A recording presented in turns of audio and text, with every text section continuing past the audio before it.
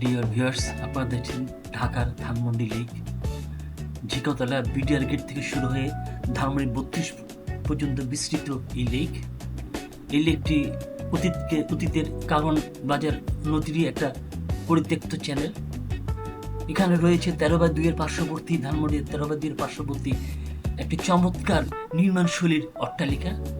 আর রয়েছে ধানমন্ডি 15 নম্বরের নিকটবর্তী চিত্ত বিনোদনের চমৎকার জায়গা। আছে বোট ঘুরে বেড়ানোর জন্য, আছে খাওয়ার জন্য চমৎকার পানসি হোটেল এবং ঘুরে বেড়ানোর জন্য লেক চত্বর। ধন্যবাদ।